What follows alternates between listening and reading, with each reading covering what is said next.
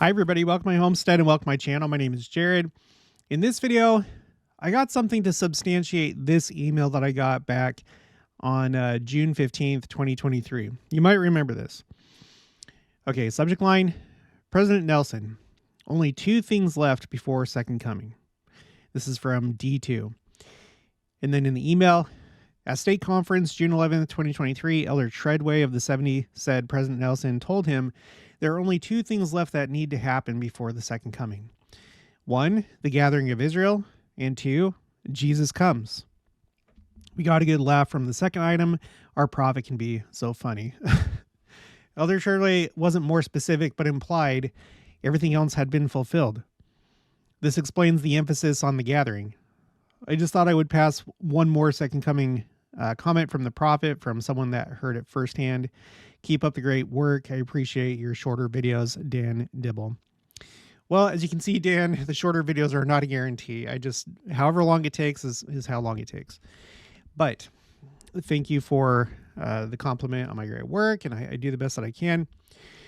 Okay, so, I shared this, and always we take these things with a grain of salt, not calling Dan a liar, that he's misrepresenting anything, but unless it's you, unless we have it out in the open somewhere, just take it with a grain of salt. It's okay to think about these things. And so I really, really wanted this to be true, but I just kind of tucked it away in the back of my mind and moved on. It made perfect sense to me.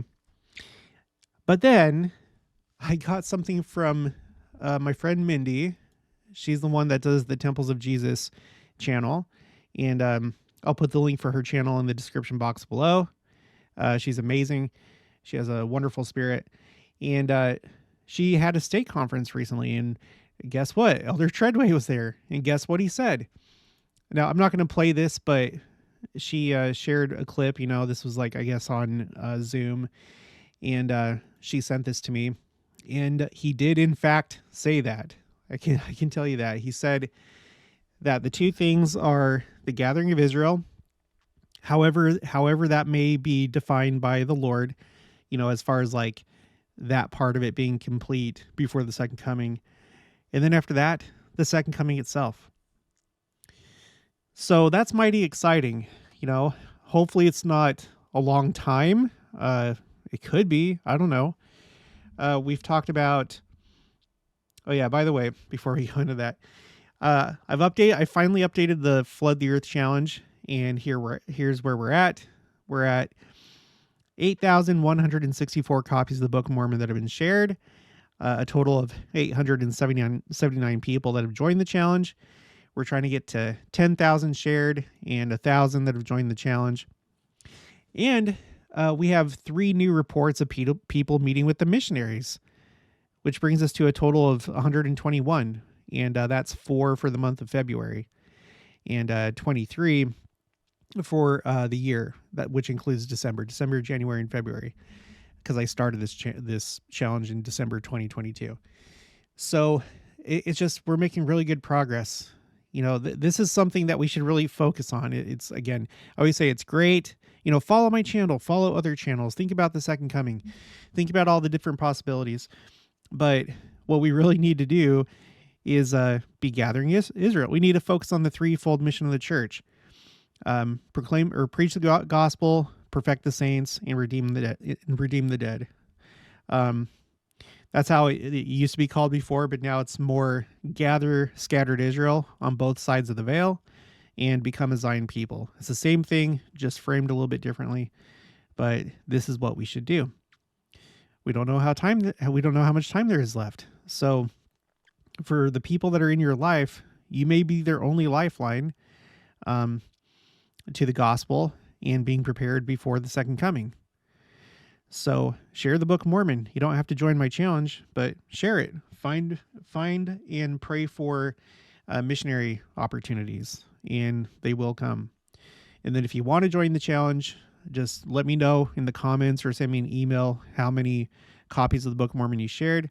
And make sure to include this up here at the top left, #flood. That helps me find your comment or your email. So good job, everybody. Now, what I was going to show you was, let's go to timeline missionary work. We've talked quite a bit about missionaries over the course of my channel, and been keeping track of important milestones in missionary work. And right now, essentially what we're experiencing is, so it seems to me like the numbers that I have go back to 1977 as far as the number of missionaries. Let me freeze this row right here so it follows us as we scroll down. So as you can see, if we pay attention to this column, the number of missionaries just kind of like steadily rises. You know, there might be a little bit of fluctuation, but there's a definite upward trend. And then, excuse me, you have kind of like three spikes in missionary numbers. One was during President Hinckley's time, which wasn't as dramatic as the next two, but you can see in 2002, there was a spike of 61,638 missionaries, and then it kind of dips down a bit after that. But then it spikes during President Monson's time, and that's because of the lowering of the mission age. Spiked, and then it started to kind of level out after that. And then President Nelson announces the Lord's Youth Battalion during the Worldwide Youth Devotional of 2018. That's the one where Sister Nelson talked about coming across all the 12 tribes on their trip to Russia and Armenia, and how that was fulfillment of prophecy. And he said a number of interesting things in that devotional. But this is the first time that we hear the concept of the Lord's Youth Battalion. And I really think it has everything to do with this final team. He's talked about in 2022 for FSY, there was a recorded message, and he said that we're in the last half of the ninth inning, which, if you're not familiar with baseball, that's the very last time that a team is up to bat. The last time that team or any team in the game has a chance to score. It's the end. It's the end. He said that in 2022. And I think that this is that final team, the Lord's Youth Battalion of President Nelson's presidency. So we had the pandemic years where missionary work took a hit, and the number of missionaries went down, but it's been rebounding since that time. And right now we're at another, I would say, spike. And we've read an article about this. Elder Cook and others credited this spike with President Nelson's call for missionaries in the, I think it was the April 2022 General Conference. They're saying that's the only way that we can explain it, that we have this many missionaries now. So last I heard, we're at over 72,000 missionaries. And I do believe it's the final team, and I think it's the transition team. There was somebody that asked the question, what do you mean by transition team? I mean, the last group of missionaries that would be, where their missions would basically be divided between before the second coming and after the second coming. Because I don't think that when the second coming happens, it's just like, okay, you're done with your missions now. Because missionary work is going to continue into the millennium until everybody's converted, or until the older generations pass away. So that's what I mean by transition team. Those that'll carry us, that'll be on this side of the second coming and carry us through to the other side of the second coming, the millennium. That's what I think is happening. So I know that there's many of you that subscribe to many different views when it comes to prophecy and different theories, and that's fine. It's fine. It's fine. But I don't agree that there's all these things that have to happen before the second coming can happen. And you may say things like, well, what about the New Jerusalem? What about the temple in Old Jerusalem? What about this? What about that? All I can do is just repeat what I've said a billion times over. Like when you say those things, when you're like, we haven't seen this yet, we haven't seen that yet. Well, you could be right, or you might be wrong. And you might say, how could I be wrong? We haven't seen it. Well, it's because of this. Let's go to my second coming, my quotes, common misconception spreadsheet. And we have statement after statement after statement from general authorities saying that when prophecy is fulfilled, it's done on natural principles and people fail to see it. So let's just do a quick review. Joseph Fielding Smith. This was in the April 1966 General Conference. The words of the prophets are rapidly being fulfilled, but it is done on such natural principles that most of us fail to see it. Joel promised that the Lord would pour out his spirit upon all flesh. The sons and daughters should prophesy, old men should dream dreams, and young men should see visions. And by the way, President Hinckley said that very scripture, Joel chapter 2, verses 28 to 32, had been fulfilled. He said that in the October 2001 General Conference, his very first talk. He said that he just flat out explicitly said that had been fulfilled. Anyway, continuing, Joseph Fielding Smith says, "Yet the old world goes on about its business, paying very little heed." And I don't think it's just the world. I think it's members of the church too. Paying very little heed to all the Lord has said and to all the signs and indications that have been given. Men harden their hearts and say that Christ delayeth his coming until the end of the earth. They are eating and drinking, marrying and giving in marriage, according to the customs of the world, not of God, without one thought that the end of wickedness is near. Pleasure and love of the world have captured the hearts of the people. There is no time for such people to worship the Lord or give heed to his warnings. So it will continue until the day of destruction is upon them. And then my favorite one is this from George Buchanan. He talked about it a couple times. He was a member of the first presidency. This is in Journal of Discourses, volume 21, starting on page 264, column A.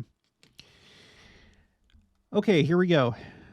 We are apt to entertain views which are not very correct. Well, no, sorry. Let's do that. We are apt to entertain views which are not very correct, and which may be the result of our traditions and preconceived ideas.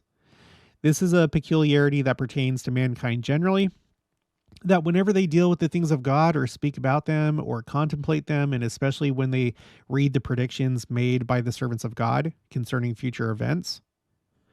So let's stop right there. So think of all the times that you or somebody else has said, we haven't seen this, it hasn't happened yet. You know, I've read what Joseph Smith said, I've read what Wilford Woodruff said, I've read the scriptures, and it's really clear how it's supposed to happen. Okay, so, and especially when they read the predictions made by the servants of God concerning future events, or events that may transpire right before their eyes, they are apt to get, sometimes, erroneous ideas, or at least exaggerated ideas in relation to them. Later on, he says, even with this experience in the past, he told the story, the Latter-day Saints themselves are not entirely divested of extravagant views respecting the effects which are likely to follow the fulfillment of predictions yet in the future.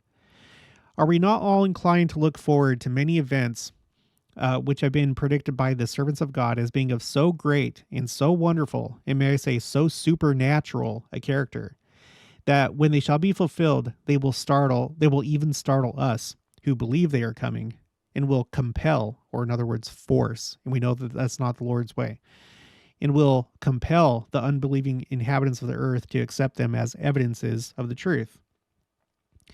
Later on, the Lord works in the midst of this people by natural means, and that the greatest events, so think about New Jerusalem, think about the temple in Old Jerusalem, any prophecy that you think still has to be fulfilled, pay attention to this.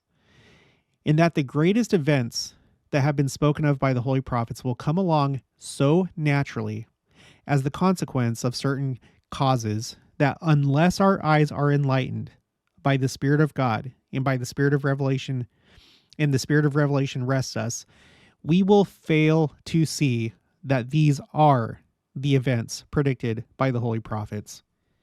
And unfortunately, in this LDS Second Coming community, I think there's too many people that fall into that category. For whatever reason, they read things and think to themselves and only come up with one possibility for a prophecy. They read a prophecy and they only picture one way, One way only that it can be fulfilled. And I don't know why. I don't know. I don't know. I don't understand. I was actually talking to Mindy about this. And I was talking about the fact that I think that, and isn't saying anything bad about you or anything like that, but I think that some people just can't imagine possibilities, or they don't have imagination. Not that they're like imagining fake things, but they're unable to like think critically, or to I don't know. It's like you read something and it's just like, oh yeah, that's how it's going to happen. And then you just like leave it there. You don't think, well, actually it could happen like this, or it could happen like that, or it could happen like this or that or that. And there's like many different ways. And there have been a lot of prophecies that have been brought about that probably nobody would have guessed. Right? Take, for example, the story of when they took down characters from the gold plates, like the actual writing that was on the gold plates, and took it to the Egyptologist. And he said, well, I can't, or he's like, yeah, this looks right. Let me see the book. And they're like, well, we can't because it's sealed. And then he said, well, I can't read a sealed book. That's a prophecy that was fulfilled from Isaiah. Nobody would have guessed. Nobody in their right mind could have guessed that that was going to be the fulfillment of that prophecy. And there's many others. So, I think that when it's all said and done, maybe some of it will have been obvious, but other things will not. I think that before you know it, we'll be there.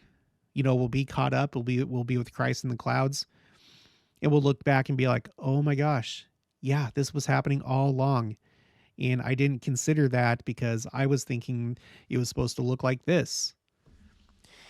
Furthermore, okay, because again, remember, we're talking about only two things left, and essentially just one thing left, the gathering of Israel. I've tried my hardest, and I'm still working on this. I have this spreadsheet where I'm trying to find the last time that anybody said that X, Y, or Z has not taken place yet, that we're still waiting for X, Y, or Z to be fulfilled. And the only one that I've found, or like the most recent one that I've found, is from 1884 from Charles W. Penrose. You have other ones up here. Why do I have these? The green ones, excuse me, the green ones mean that these are prophecies that are like ongoing. It's not like there's like a single moment in time where it's like, oh, it's done now. It's just like an ongoing thing, and it seems like it's going to be ongoing until the second coming. In yellow, this is making reference to the second coming itself. Like at the time of the second coming, the city of Enoch will be here, for example. And that is what this one is right here from President Eyring. And then the ones in gray, they just include these phrases, not been fulfilled. All the phrases up here, yet to be fulfilled, but they're not in relation to the second coming. I'm just being thorough and just putting every instance that I come across these different phrases. So, I've checked all of these, and there's probably still more. If you know of somebody that has recently said, this prophecy has not yet been fulfilled, feel free to send it to me, and I'll put it on this spreadsheet. But I've been trying really hard to fill this out and think of all the different ways that someone might say that something hasn't been fulfilled yet. And I'm not coming up with a whole lot. Okay. Likewise, if we go to my timeline phrase spreadsheet, there are a great many things that have not been said in a long time. So for example, let's zoom in.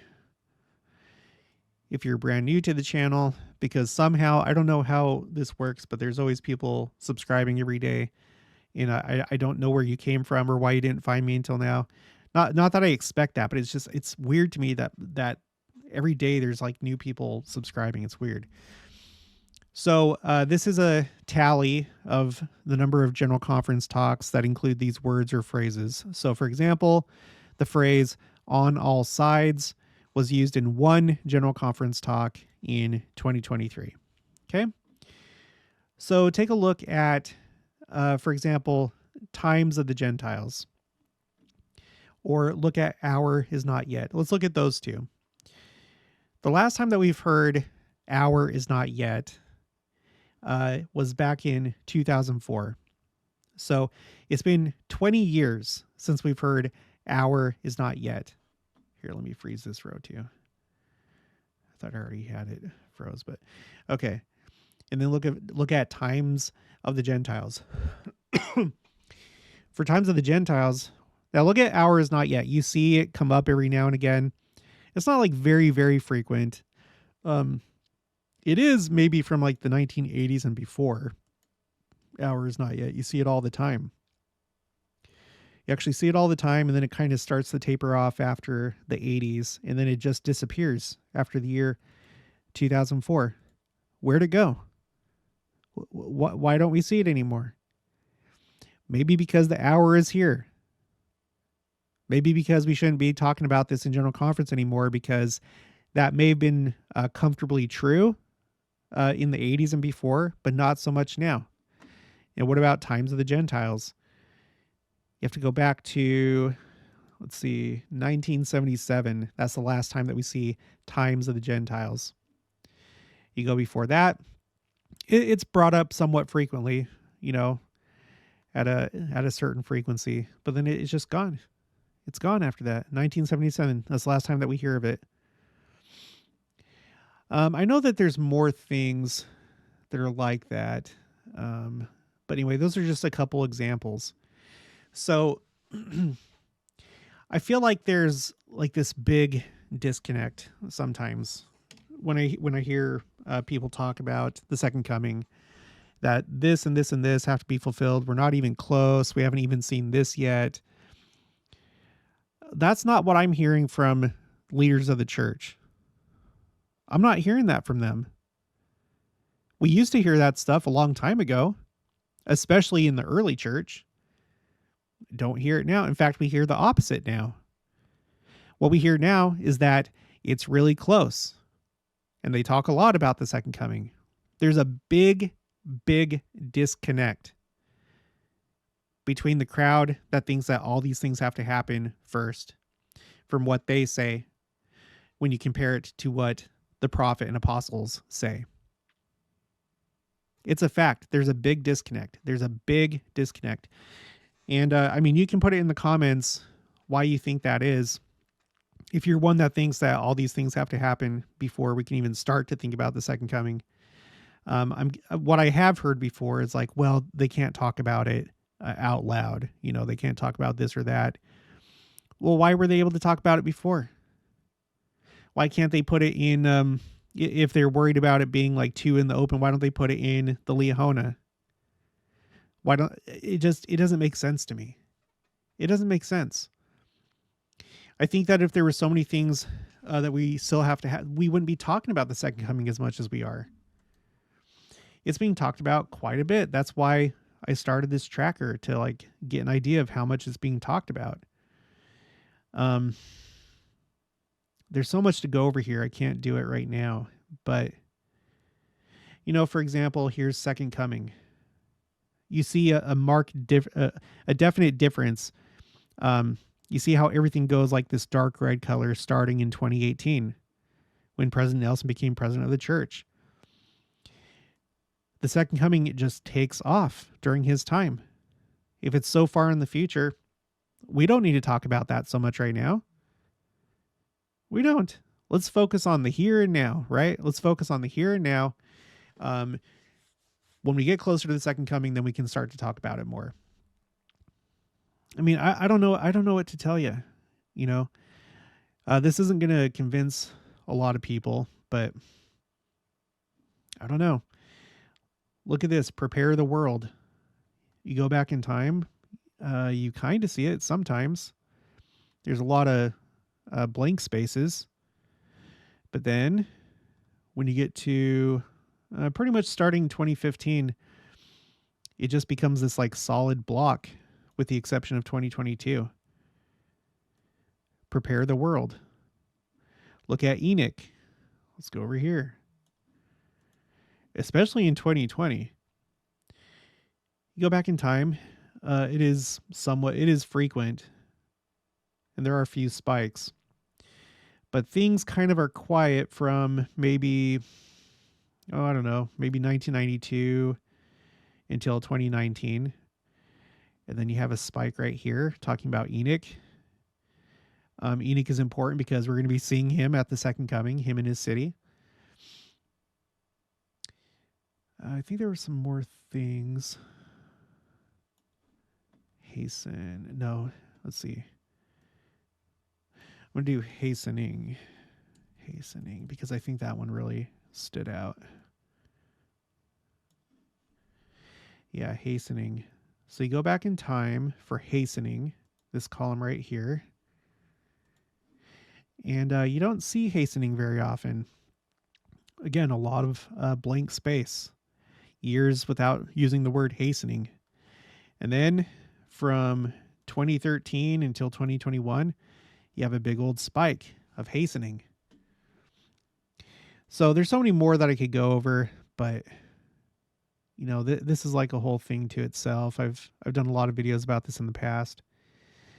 I'm just trying to see if there's like any other that really like stands out. Yeah, look at this. Okay, coming days and in coming days. There's a little bit of a difference between the two. But you have these two.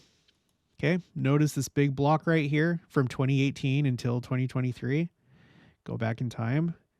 Not so much. In fact, not at all before 1994. In coming days. Wow, we sure are using that quite a bit during President Nelson's time. So you see the disconnect? It's for all these reasons on top of many, many more. I can't fit it all into one video. That's why I have an entire channel, you know, and I've done like a billion videos. It's impossible to get it all in one video, but it's this among many, many, many other things that lead me to believe that this is correct. I mean, I actually heard him say it, but I think that this is correct about just one more thing before Christ comes.